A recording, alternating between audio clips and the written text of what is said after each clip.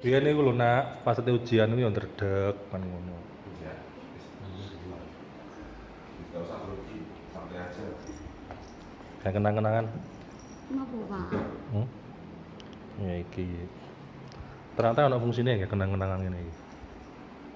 Iki dosen idola mahasiswi kita. Ya. Senyumnya itu loh menggelegar.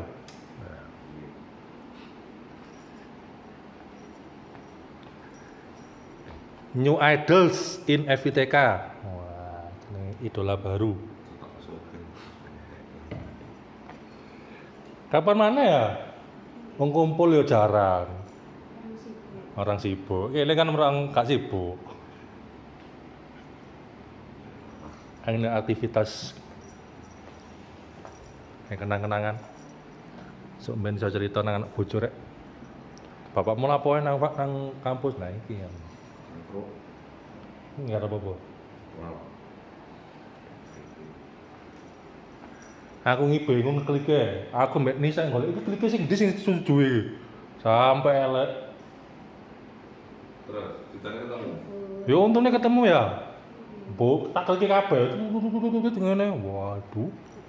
Ya ngerti saiki kuwi perkorone kuwi urung siap literasi digital. Lah iya, padahal penelitian ku lho Literasi. budaya literasi digital. Nak bal gedes ya. Lita Bima sih kurang likur. Nah, kan seperti sistem pengajuan judul dan lain sebagainya kan sama ya. Misalkan yang gaya ada.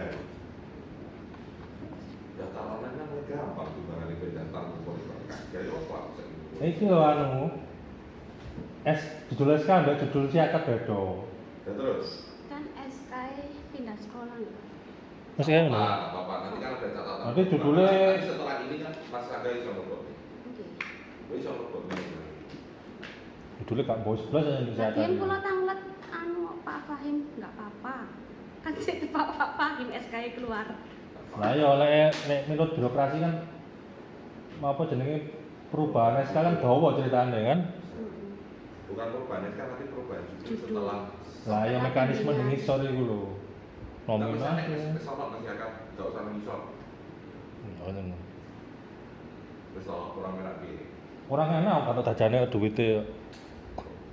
Itu paham, atau mundur dulu.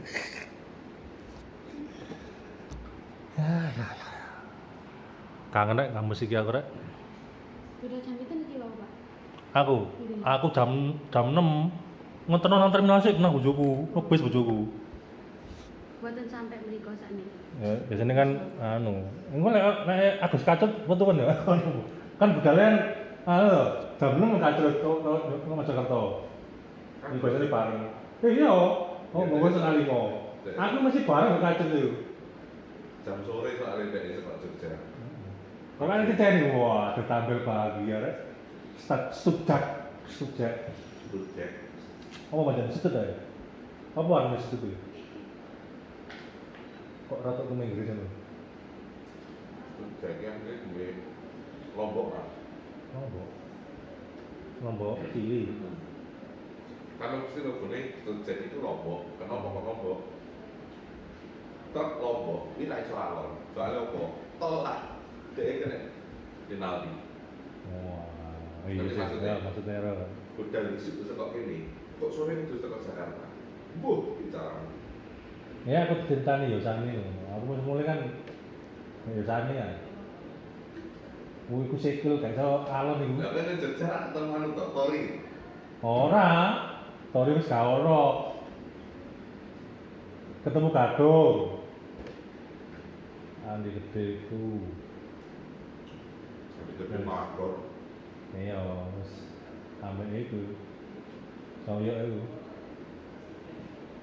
Anu kok, terus lagi tepak ya rek. Tepak aku ngono wae lah. Nikmati aku. Nanti aku iku besok yo. Dadi narasumber aku. Nanti wong takon kan ya. Sing toko Jogja sampai Ngawi itu kan anak kuliah nih. Win Solo cerita ngomong Pak UKT ini kemana. Waduh jadi cerita aku ya. Toko Ngawi sampai Mojokerto itu wong pabrik cerita aku. keluar-keluar motivasi wah akhirnya ibu-ibu tapi dia kan pabrikan bedanan Sidoarjo mindsetnya seperti apa wah dari dalil-dalil itu bisa makanya aku seneng ngebes sugeng kok human interaction-nya gitu loh interaksi manusianya bukan masalah kecepatan nyari-nyari itu gak pada kita nanti kanan itu interaksi kelakar-kelakar nanti pendino mesti ngikuti tahun ini 3 video setiap hari ini isu jam itu kayaknya kan videonya yang bapak cari deh perbandingan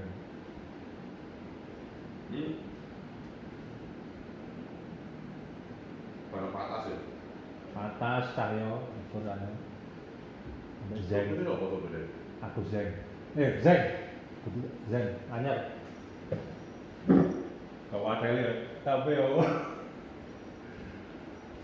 Itu kayaknya rolling. oh dari gua apa jadi itu Victor lo pikiran kotor akhirnya kan udah menang lah dubur kocok-kocokan Awalnya kan gini. karena ini kayak gini kan pasti seru Aku pengen kan moto tuh. lah ya Wis monotok aja. ya hari ini kita mulai ujian proposal skripsi atas nama Nisaul Ulum dari kota Bujon City Malang Kabupaten ya, ini orangnya ya. Sebelum kita mulai acara baiklah kita mulai dengan berdoa dulu semoga apa yang kita cita-citakan bisa tercapai ilmu yang kita teliti dalam penelitian ini bisa membawa berkah tidak hanya bagi peneliti itu sendiri namun juga bagi keluarga, masyarakat dan bangsa. Sebuah cita-cita yang besar tidak akan bisa terwujud manakala tidak digerakkan dengan nurani yang tinggi dan intelektualitas yang mumpuni. Tidak lama-lama dimohon kepada Adinda Nisaul Ulum, calon sarjana pendidikan ya, untuk memulainya. Sebelumnya kita awali dengan Ummul Quran ya, bacaan Al-Fatihah agar lancar proses ujian proposal ini. Al-Fatihah. Bismillahirrahmanirrahim. Bismillahirrahmanirrahim. Malika yaumiddin. Iyyaka na'budu wa iyyaka nasta'in. Ihdinas siratal mustaqim. Siratal ladzina an'amta 'alaihim ghairil maghdubi 'alaihim waladdallin. Amin. Demikian pembukaan ini, langsung saja kepada Adinda Nisaul Ulum dipersilakan untuk menyajikan presentasi proposal skripsinya. Assalamualaikum warahmatullahi wabarakatuh. Waalaikumsalam warahmatullahi wabarakatuh. Perkenalkan, di sini saya Nisaul Ulum, angkatan 2017 yang akan mempresentasikan proposal skripsi dengan judul Pelaksanaan Kepemimpinan Religius pada Sekolah MTSNU TNI Bujon dalam meningkatkan mutu pembelajaran akademik dan keagamaan peserta didik di MTSNU TNI Bujon. Yang terhormat dosen pembimbing saya yaitu Pak Angga Teguh Prasetyo MPD dan dosen penguji Pak Walid Wajar Antariksa MM. Yang pertama yakni latar belakang masalah. Praktek kepemimpinan religius didasari oleh spirit keagamaan dan untuk memastikan bahwa penyelenggaraan pembelajaran sesuai dengan standar dan prinsip-prinsip Islam. Signifikasi dari penelitian ini adalah meningkatkan penerapan kepemimpinan religius yang lebih intensif dalam meningkatkan mutu pembelajaran akademik dan keagamaan peserta didik. Hasil penelitian dipusatkan kepada implementasi kepemimpinan religius yang lebih luas, mengarah pada peningkatan mutu pembelajaran yang tidak saja mengoptimalkan potensi peserta didik, namun juga membantu pengelolaan pendidikan yang lebih baik tingkat organisasi madrasah. Fokus dan tujuan penelitian yang pertama yakni memahami dan menganalisis penerapan kepemimpinan religius dalam mengembangkan mutu pembelajaran akademik dan keagamaan di MTS-NU TMI Bujon. Yang kedua yakni memahami dan menganalisis dampak kepemimpinan religius dalam mengembangkan mutu pembelajaran akademik dan keagamaan di MTS-NU TMI Bujon. Selanjutnya yaitu memahami dan menganalisis model kepemimpinan religius dalam mengembangkan mutu pembelajaran akademik dan keagamaan di MTS-NU TMI Bujon. Originalitas penelitian yakni dari Ahmad Abdul Suhud yang berjudul Kepemimpinan Kepala Madrasah Berbasis Religius dalam Meningkatkan Kinerja Guru Studi Kasus di MTS Membaul Ulum Bata-Bata Palembang. Bersamaan dengan judul saya yaitu Pelaksanaan Kepemimpinan Religius dalam Praktek Manajemen Pendidikan Islam. Perbedaannya, kepemimpinan religius memiliki dampak manajerial dalam pengembangan kompetensi guru. Originalitasnya yaitu memperluas fungsi kepemimpinan religius dalam pengembangan mutu pembelajaran. Kajian pustaka kepemimpinan religius yakni salah satu aspek penting dalam memajukan pengelolaan lembaga pendidikan Islam di Indonesia, sebab hal ini disebabkan karena pemimpin religius ini berdampak langsung dalam pembentukan nilai-nilai keteladanan. Bentuk pelaksanaan kepemimpinan religius di lembaga pendidikan Islam dapat dilakukan melalui penanaman ideologi. Yang kedua yaitu kegiatan keagamaan rutin. Yang ketiga penciptaan lingkungan religius. Yang keempat penguatan simbol keagamaan. Mutu pembelajaran akademik dan non-akademik tidak hanya didasar kepada nilai rapot atau nilai hasil ujian tengah semester maupun akhir semester, namun juga bisa dilihat dari peningkatan kompetensi dan pengalaman pembelajaran maupun bentuk-bentuk kecerdasan lainnya. Itu artinya mutu pembelajaran ini merupakan gabungan dari berbagai macam faktor penting yang terkait dengan peningkatan pengetahuan, sikap maupun kompetensi yang dimiliki oleh siswa secara keseluruhan. Karakter religius yang kuat mempengaruhi dan mengikat peserta didik untuk menjadikan sebagai modal dalam meningkatkan peserta yang telah dicapai. Dengan demikian, karakter religius merupakan salah satu unsur penting meningkat prestasi peserta didik di lembaga pendidikan tersebut. Yang slide selanjutnya yaitu metode penelitian, pendekatan dan jenis penelitian. Pendekatan penelitian ini memakai pendekatan kualitatif, adapun jenis penelitian ini adalah deskriptif kualitatif. Kehadiran peneliti merupakan instrumen utama dalam penelitian ini disebabkan sebagai perencanaan, pelaksanaan, dan pihak yang menulis laporan penelitian. Lokasi penelitian yaitu berlokasi di MTS-NU TMI Bujon. Data dan sumber, data primer dan data sekunder. Teknik pengumpulan data yaitu observasi, wawancara, dan dokumentasi. Teknik analisis data, pengumpulan data, reduksi, penyajian data, penarikan kesimpulan. Teknik pencermatan keabsahan data, kredibilitas, konfirmasi, konsistensi, dan transferabilitas. Prosedur penelitian, tahap persiapan, pelaksanaan penyelesaian. Sekian dan terima kasih. Terima kasih diucapkan kepada Adinda Nisaul Ulum. Untuk selanjutnya akan saya beri masukan ya. Masukan agar kedepannya orientasi penelitian ini lebih berdampak bagi peneliti sendiri maupun untuk penguatan akademik di tingkat kelembagaan, baik itu di tingkat UIN maupun di tingkat lembaga yang diteliti. Suntikan aku ya. Baik, ada dua aspek yang bisa kita lihat dari presentasi Saudari Nisaul Ulum ini. Yang pertama terkait dengan konseptualisasi dari penelitian yang dilakukan ini mengambil tema kepemimpinan religius. Kita tahu bahwa kepemimpinan religius ini seringkali dianggap sebelah mata oleh berbagai macam kalangan karena mungkin tidak memiliki peran yang sangat menonjol di dalam lembaga pendidikan Islam. Namun demikian, kalau kita membaca dari teori-teori yang mendekati kepemimpinan religius, misalnya dalam bukunya Max Weber ya, tentang the charismatic, misalnya itu tergambarkan bahwa seorang pemimpin itu memiliki daya dorong, baik yang sifatnya tangible maupun intangible. Tangible itu yang bisa terlihat, yang intangible satu yang tidak berwujud tapi dapat dirasakan kehadirannya.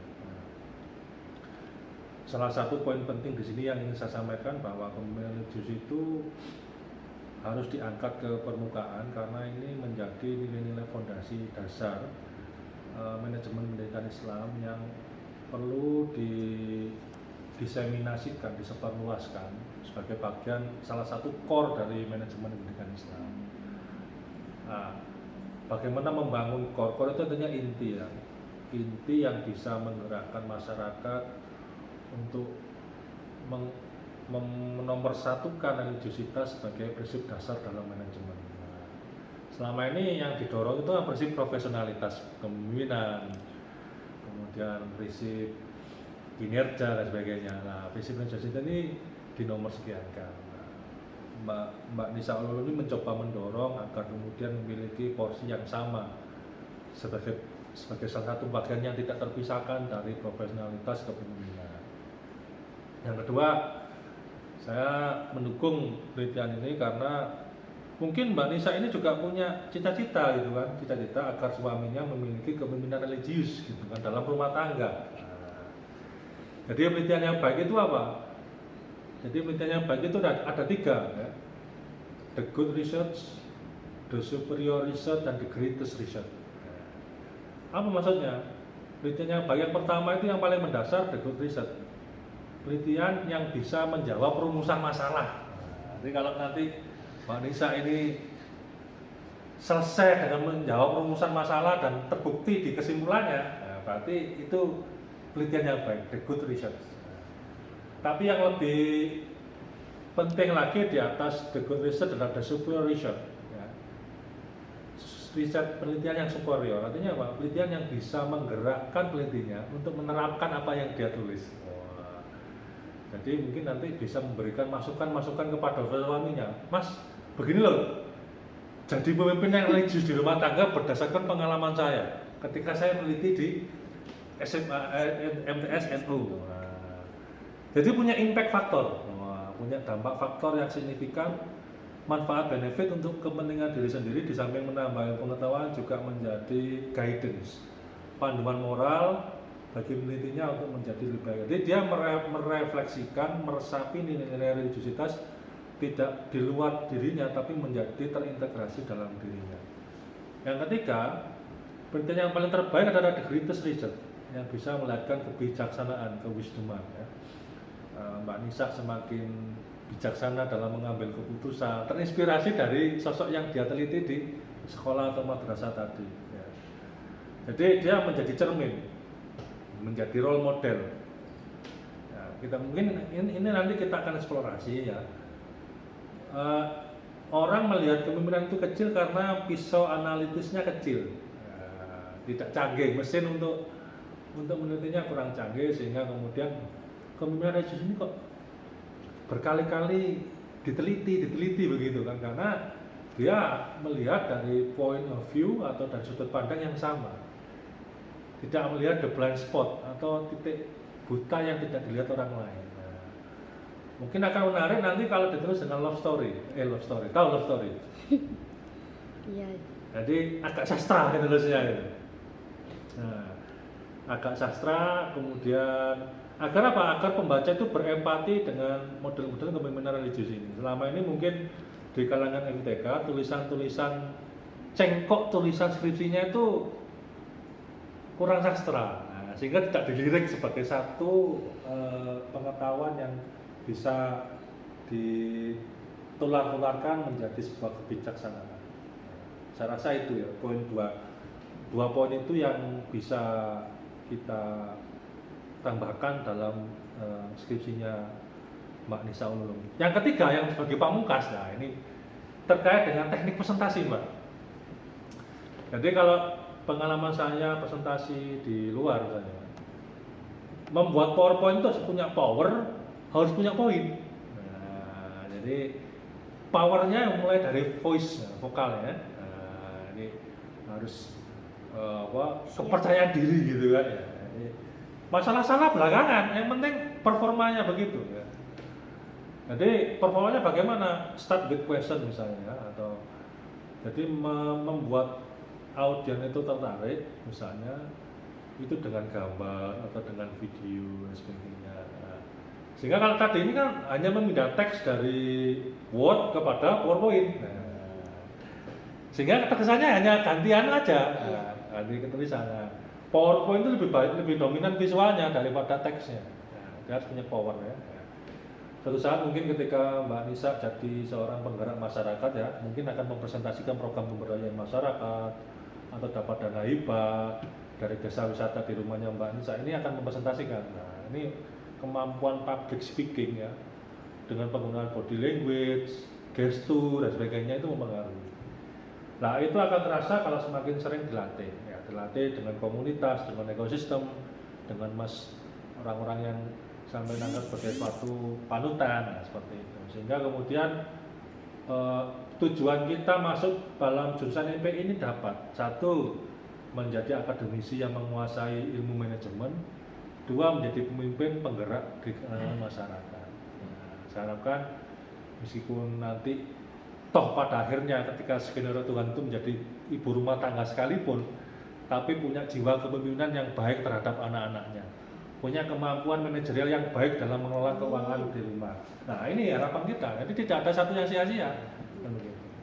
Seorang ibu rumah tangga yang mempunyai jiwa ketarbiahan dan manajemen integrasi Islam yang baik itu akan lebih efektif dalam mengelola rumah tangganya daripada yang tidak punya jiwa ketarbiahan. Nah, itu harapan kita semua.